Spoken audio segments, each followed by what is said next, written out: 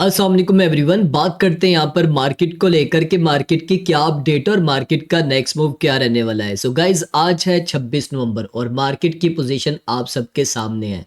BTC की बात करें तो बीटीसी इस टाइम ट्रेड हो रहा है $87,600 पे और पिछले 2-3 दिन से बीटीसी इसी रेंज में हमें देखने को मिल रहा है। कुछ आर्ट्स कॉइन हैं जो यहाँ पर हमें अच्छे परफॉर्म करते हुए नजर आ रहे हैं। आईपी के कॉइन में हमें जान पड़ती हुई नजर आई है। टाओ दोबारा से हमें पंप करता हुआ नज़र आ रहा है। ईएनए में भी जान पड़ती हुई नज़र आ रही है। आहिस्ता-आहिस्ता बाकी भी कॉइन्स में आपको जान पड़ती हुई नज़र आएगी।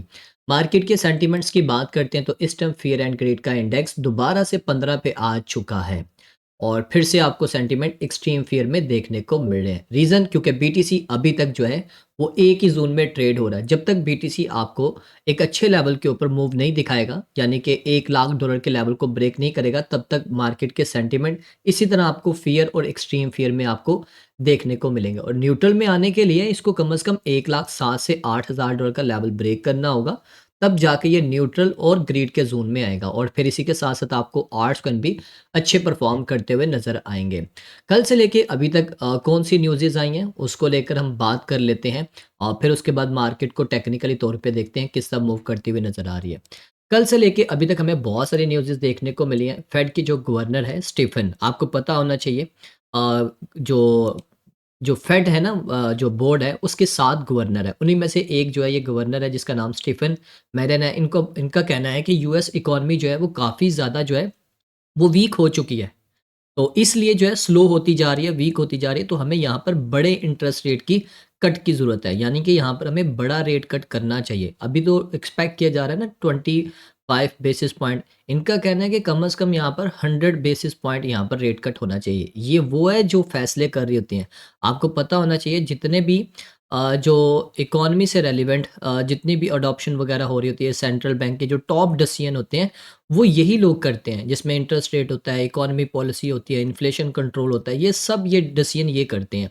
ये 7 गवर्नर होते हैं, उन्हीं में से एक जो है ये एक बड़ा इनका रोल भी है, ठीक है?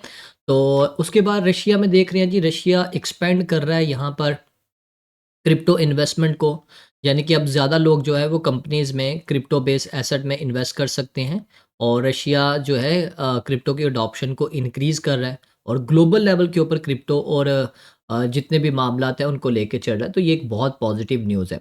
उसके अलावा जी यहाँ पर कांग्रेसमैन के वॉरेन डेविडसन का कहना है कि अमेरिका जो है वो ये करने जा रहा है कि लोगों से अब बिटकॉइन में टैक्स लेगा और बिटकॉइन में जो टैक्स लेगा उसको अपने इस नेशनल बिटकॉइन रिजर्व में जमा करने का प्लान कर रहा है। तो ये एक बहुत बड़ा स्टेप होगा अगर ऐसा होता है तो, क्योंकि वहाँ पर जो टैक्सेस वगैरह दे रहे हैं वो डॉलर में दे रहे हैं। तो अगर वो गवर्नमेंट जो है वो बीटीसी में टैक्स लेना स्टार्ट कर देंगे तो वो उसको एज अ जो उनका रिजर्व होगा बिटकॉइन का रिजर्व उसमें ऐड करेंगे। तो ज़ाहिर बात है वो बिटकॉइन के रिजर्व में ऐड करेंगे तो उसको सेल भी नहीं करेंगे। एक बहुत बड़ी बुलिश न्यूज़ है। अच्छा जी, लो जी, वो टाइम आ चुका है जिसका हमें काफ़ी टाइम से इंतज़ार था। ट्रंप ने अब जो है जो फेडरल रिज़र्व का जो न्यू चेयरमैन जो बनाना है ना, वो बनाना है केविन हेसेट। अब ये इसके बारे में मुझे इतना नहीं पता, मैंने बहुत रिसर्च की, मुझे इनका कोई ट्विटर अकाउंट भी नहीं मिला और ना ही अभी इसके बारे में इतनी इन्फॉर्मेशन है। लेकिन अगर ट्रंप ने सेलेक्ट किया तो ज़ाहिर बात है इसमें कोई ना कोई ख़ास बात होगी, जो उसका फर्माबरदार होगा। तो उनकी जो टॉप की जो चॉइस है ना ये नंबर है उनका, यानी कि अगर चेयरमैन को ये हटाएँगे, जैसे ये अपना इसका टाइम पीरियड ख़त्म हो जाएगा, यानी कि अप्रैल में जाके इसका टाइम ख़त्म हो जाएगा। तो या तो ये पहले रिज़ाइन दे देगा, अगर ये रिज़ाइन दे देता है तो फ़ौरन जो है इसकी जगह पे इसको रिप्लेस कर दिया जाएगा और जैसे इसका टाइम इसकी मुद्दत ख़त्म हो जाएगी फिर डेफ़िनेटली इस बंदे को जो है वो एज़ अ चेयरमैन बना दिया जाएगा। तो ये मार्केट के लिए काफ़ी बुलिश न्यूज़ है। उसके अलावा कल हमने देखा जी जो अमेरिका की जो सेकंड लार्जेस्ट स्टेट है टेक्सास, उन्होंने भाई उन्होंने बाय किए हैं बिटकॉइन में इन्वेस्टमेंट की है $10 मिलियन की। आपको पता होना चाहिए यूएस की ये सेकंड लार्जेस्ट स्टेट है और पॉपुलेशन के लिहाज से भी सबसे बड़ी ये स्टेट मानी जाती है। तो ये एक बहुत बड़ा स्टेप है और वैसे भी बहुत सारी स्टेट ने ऑलरेडी जो बिटकॉइन है वो एज अ रिजर्व के लिए वो पास कर दिया हुआ है। स्ट्रेटेजिक रिजर्व जो है बिल उनके पास हो चुके हैं। अच्छा जी, जेपी मॉर्गन ने यहाँ पर एक स्टेटमेंट दी है, जो $5 ट्रिलियन की जो कंपनी है उनका कहना है कि जी क्रिप्टो अब जो है वो इमर्जिंग होने जा रहा है। वो तो सबको ही पता है कि क्रिप्टो मर्जिंग होने जा रहा है और एक बहुत बड़ी फाइनेंशियल एसेट जो है वो बनाने जा रहा है। ठीक है, ये एक वैसे उसने दी है क्योंकि इसके बारे में कल बहुत सारे लोग जो हैं वो नेगेटिव जो है वो लगे हुए थे, परसों भी लगे हुए थे, तो इसलिए इसने इस तरह की स्टेटमेंट दी है ताकि लोग इसको लेकर फिर थोड़े से पॉजिटिव हो जाए। ये इसलिए इसने ये स्टेटमेंट दी है। कल हमें न्यूज़ेस भी देखने को मिली थी। कल 2-3 न्यूज़ेस थी, वो भी मैं आपके साथ शेयर करना चाहूँगा। कल हमारे पास न्यूज़ेस आई थी कोर पीपीआई का डाटा जो कि 0.1% था, फ़ोरकास्ट किया जा रहा था 0.2% और ये फ़ेवर में आया मार्केट के। और कोर रिटेल का जो डाटा है वो सेम हमें देखने को मिला, पीपीआई का डाटा भी सेम देखने को मिला और रिटेल सेल भी 0.2% यानी कि कम। यानी कि लोगों ने खरीदारी इस जो मंथ है उसमें बहुत कम की है रिटेल सेल्स में। और इसी के साथ-साथ जो कोर पीपीआई का डाटा है उसमें भी उनको जो प्रोडक्शन की जो कॉस्ट वगैरह है उनमें भी उनको जो है काफ़ी ज़्यादा महँगी चीज़ें पड़ रही हैं। तो ये थोड़ा-सा इम्पैक्ट डाल सकती है इन्फ्लेशन के ऊपर, लेकिन अगर रेट कट के हिसाब से बात की जाए तो रेट कट के लिए ये पॉज़िटिव न्यूज़ेज़ थी। उसके अलावा थोड़ा-सा नीचे आएँगे तो आज है 26 नवंबर, तो आज हमें अनएम्प्लॉयमेंट का क्लेम का डाटा भी देखने को मिलेगा। फ़ोरकास्ट किया जा रहा है 226 के है और प्रीवियस डाटा था 220 के। तो ये डाटा भी इम्पैक्ट डालेगा मार्केट के ऊपर और इसके अलावा ये कोर ड्यूरेबल गुड्स और ड्यूरेबल गुड्स ऑर्डर्स हैं, इनके भी आज हमें डाटे देखने को मिलेंगे।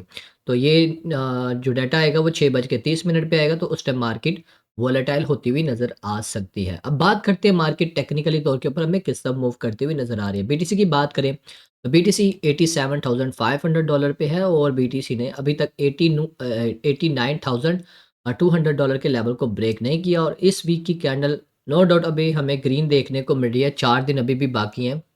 तो 4 दिन में देखेंगे, आने वाले 4 दिनों में बीटीसी की कैंडल क्या करती है, यहाँ से अप साइड पे जाती है या डाउन साइड पे जाती है। ज़्यादातर चांसेस है इसको अप साइड पे जाना चाहिए क्योंकि ऊपर की तरफ अभी काफ़ी लिक्विडिटी पड़ी हुई है जो कि अभी तक बीटीसी ने वो ग्रैब नहीं की हुई, क्योंकि अभी भी यहाँ पर लोगों का मानना है कि बीटीसी अभी भी यहाँ से शॉर्ट होगा। लेकिन मेरा ये मानना है कि बीटीसी अब यहाँ से अप साइड पे जाएगा और इन लोगों को लिक्विडेट करेगा जो यहाँ पर शॉर्ट का माइंड लेके बैठे हुए हैं।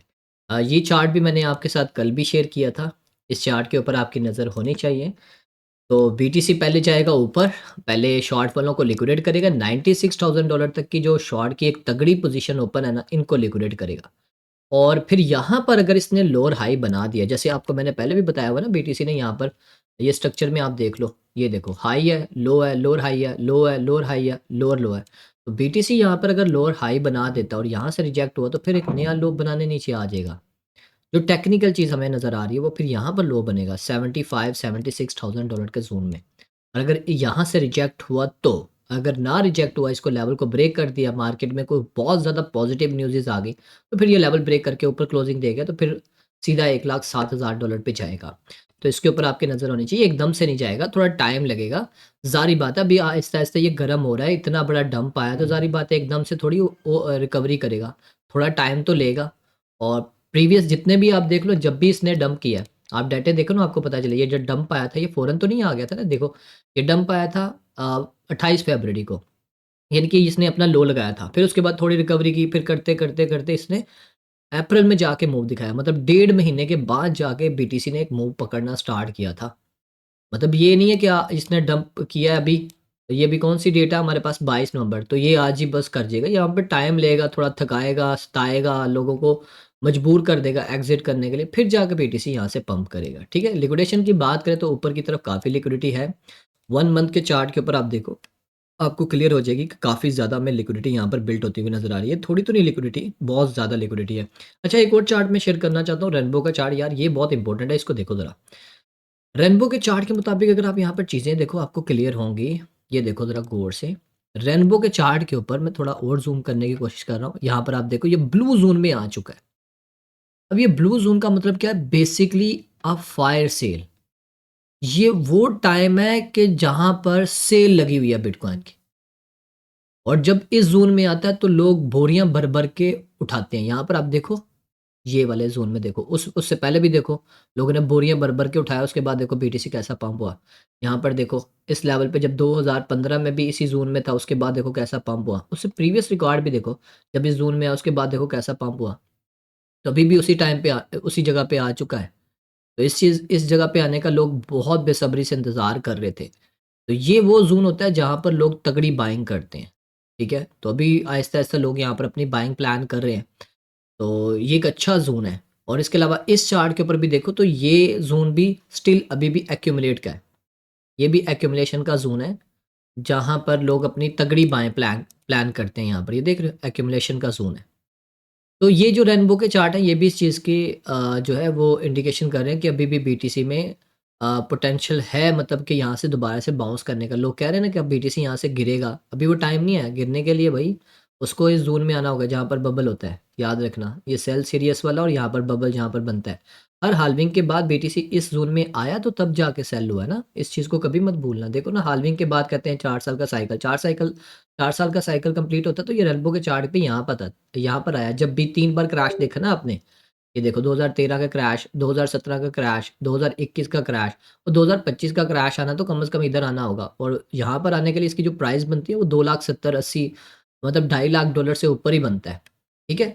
तो फ़िलवक़्त के लिए चीज़ें थी जो मैंने आपके साथ शेयर करनी थी। बाकी अगर अब बात करें इथेरियम की, तो इथेरियम के ऊपर मैं इतना ख़ास इस वज़ह से बात नहीं करता, क्योंकि इथेरियम में अब वो जान नहीं रही जो पहले होती थी। क्योंकि अब ये डिसेंट्रलाइज़ नहीं रहा, ये सेंट्रलाइज़ हो गया हुआ है, ये आपको पता होना चाहिए। लेकिन ये है कि हम प्रॉफ़िट टेकिंग कर सकते हैं, जब-जब इसमें चांस मिले हम यहाँ पर ट्रेड करके प्रॉफ़िट बनाएँ, ठीक है? और इसी के साथ-साथ दूसरे जो लेयर 1 की और लेयर 2 की जो चेन्स हैं, उनमें भी अच्छा पोटेंशियल है, जैसे कि एआरबी हो गया, ओपी हो गया, सुई हो गया, ठीक है? सोलाना वगैरह हो गए। ये जो अच्छा परफ़ॉर्म कर सकते हैं आने वाले वक़्त में। तो अगर आपने इनमें होल्डिंग बनाई हुई है तो बनाए रखना। सुई तो स्पेशली बना के रखो, सुई में तगड़ी जान आने वाली है बहुत जल्द। सुई बहुत जल्दी रिकवरी करता हुआ आपको नज़र आएगा, ठीक है? और इसी तरह एफईटी का कॉइन भी, एआरबी, ठीक है? ये सारे जो अच्छे-अच्छे पोटेंशियल वाले कॉइन्स हैं, इनमें अपनी होल्डिंग बनाए रखो। बहुत जल्द आपको ये भी रिकवरी करते नज़र आएँगे और अच्छा आपको प्रॉफ़िट देकर जाएँगे। तो ये थी गाइज़ ओवरऑल मार्केट की अपडेट। बाकी एक अनाउंसमेंट है, अगर आपको हमारे स्पॉट एंड फ्यूचर सिग्नल्स चाहिए, अगर आप उनको फॉलो करना चाहते हैं तो आप हमारी कम्युनिटी का हिस्सा बन सकते हैं। यहाँ पर हम डेली बेसिस के ऊपर स्पॉट एंड फ्यूचर के सिग्नल्स प्रोवाइड करते हैं। अगर आप इनको हासिल करना चाहते हैं तो आप फिर हमारे साथ कॉन्टैक्ट कर सकते हैं। स्क्रीन के ऊपर आपका नंबर नज़र आ रहा है, पे आप कॉन्टैक्ट करें, हम आपको ऐड करेंगे। मिलते हैं नेक्स्ट वीडियो में, अपना ख्याल रखिए, टेक केयर, अल्लाह हाफ़िज़।